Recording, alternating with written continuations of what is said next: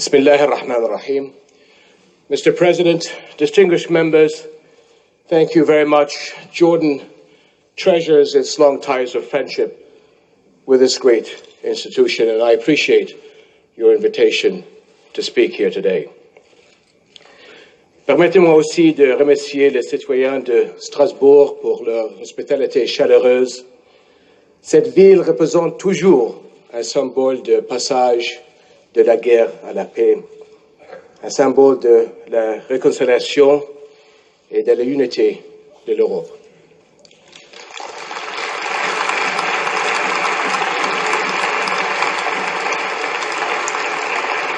My friends, people thrive where there is mutual respect.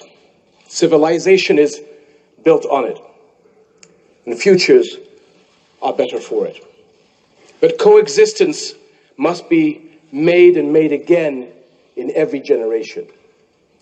The common good is defended only by vigilance and action, and this means more than security measures.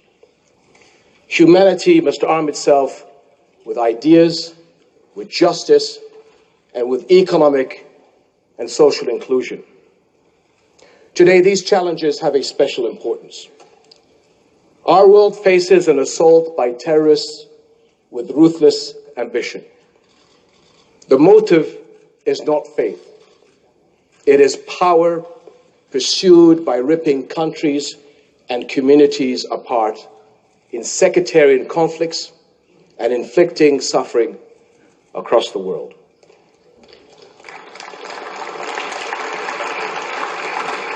The savage murder by Daesh of Jordan's hero pilot outraged all Jordanians and horrified the world. And Jordan's response has been swift, serious, and determined. And our fight will continue.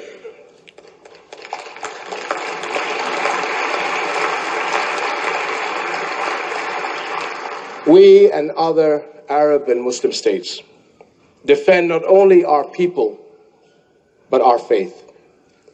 This is a fight that has to be carried out by Muslim nations first and foremost.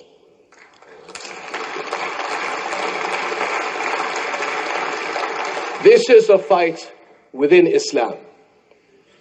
And at the same time, the danger of extremism must be seen for what it is: global. The threat is not only in Syria and in Iraq. It has struck Libya, Yemen, Sinai, Mali, Nigeria, the Horn of Africa, Asia, the Americas, and Australia. Europe has suffered despicable attacks and shown unbeatable courage. Your friends are with you. In January, Rania and I joined millions of people in France who marched united against violence and intimidation. My friends, there are those living in Europe today who remember the ravages that struck the continent in the late 1930s and the world war that followed because of an aggressive expansionist ideology based on hatred and disregard for the very essence of humanity. Europe's war became the world's war. Today, we are fighting a similar war, a war against an expansionist ideology that feeds on hate, that is committing murder in the name of God and religion, to justify evil actions that no religion tolerates, a war against terrorists who disrespect Islam's values and humanity's values. Our victory now depends on our unity, and Europe's role is vital. Only by cooperation can our regions shut down the sources of terrorist support and defeat their purposes. And it is also essential that our regions renew the source of our great strength, the mutual respect that binds and sustains us. Young people especially must be inspired by values that reject violence create peace, and build inclusive societies.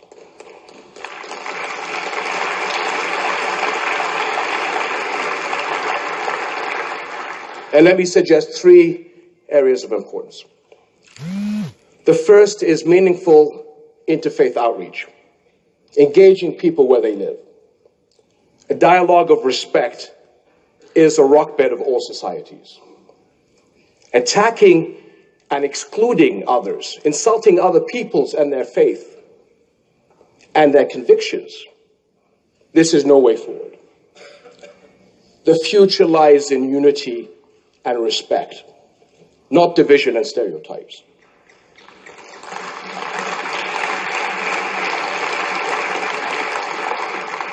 Europe is an important partner in this effort, especially in helping to stop the global rise of Islamophobia.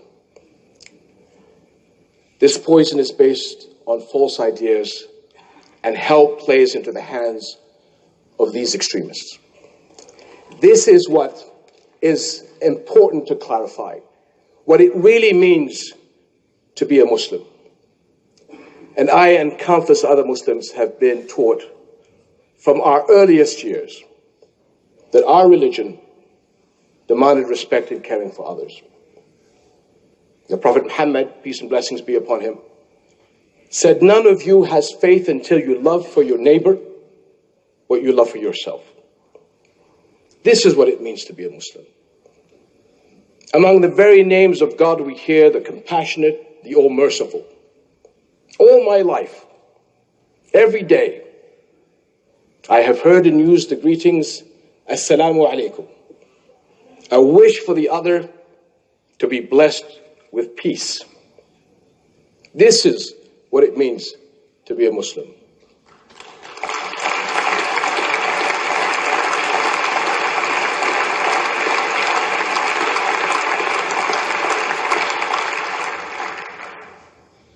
More than 1,000 years ago, before the Geneva Conventions,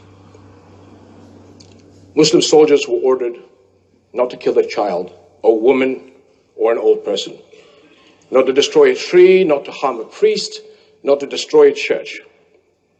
These are the same values of Islam we were taught in school as children, not to destroy or desecrate a place where God is worshipped, not a mosque, not a church, not a synagogue. This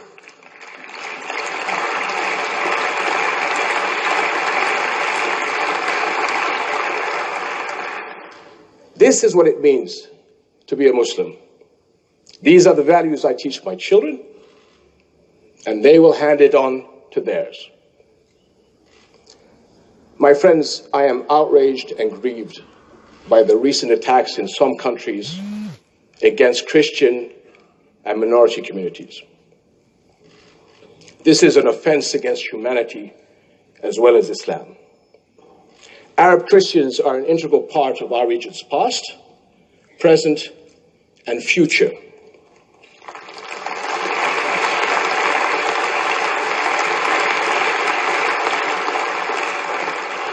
Jordan is a Muslim country with a deeply rooted Christian community.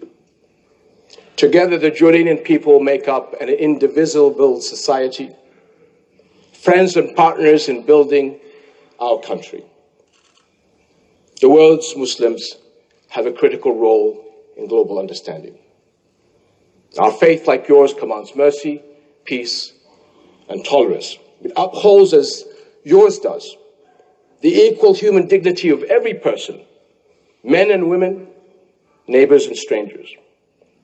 Now, those outlaws of Islam who deny these truths are vastly outnumbered by the ocean of believers, 1.6 billion Muslims worldwide. In fact, these terrorists have made the world's Muslims their greatest target. We will not allow them to hijack our faith.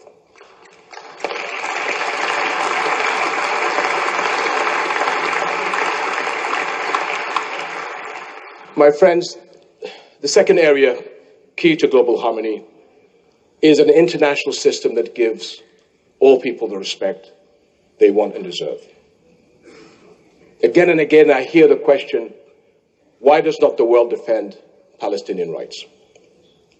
Time after time, the peace process has stalled. And let me say what the situation looks like in reality. More Israeli settlement building, less respect for the occupied Palestinians. This failure sends a dangerous message. It erodes trust in international law and community. It threatens a pillar of world peace, that conflict must be solved by political means, not by force, not by violence. And it has given the extremists a powerful rallying cry.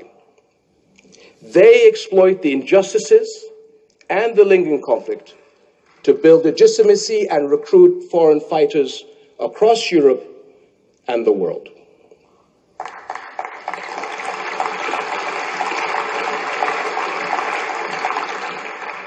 It is time to think about the future and how this ongoing conflict will breed further hate, violence, and terror across the world. How can we fight the ideological battle if we do not chart the way forward towards Palestinian-Israeli peace? Our countries united must provide the momentum and chart the way forward towards a final comprehensive settlement.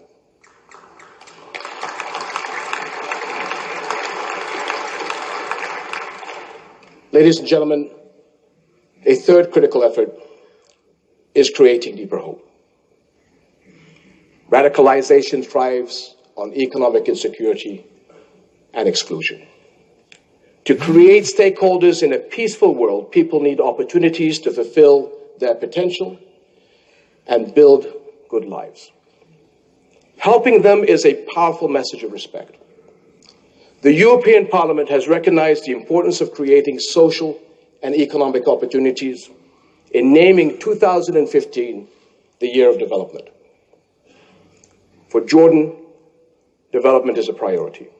And despite all the regional challenges, we have pressed forward to meet urgent needs to grow jobs, to improve the quality of life through continued reforms and partnerships such as yours. And Jordan values our strong partnership with the European Union and its member states. And we are committed, with your support, to work together towards more advanced levels of partnership.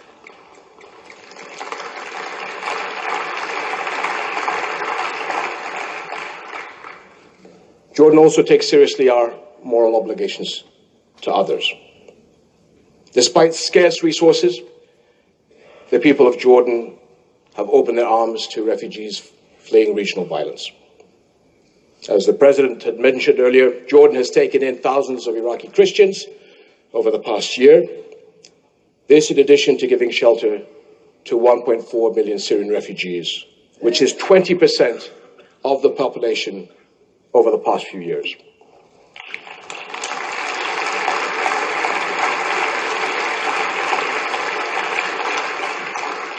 This is more than the equivalent of France hosting the entire population of Belgium.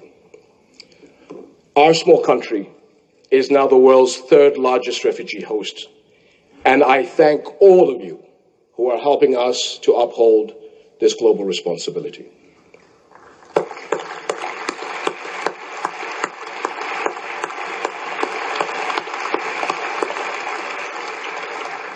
My friends, your support sends a message, not only to my people, but to all those who seek to move forward in peace and moderation.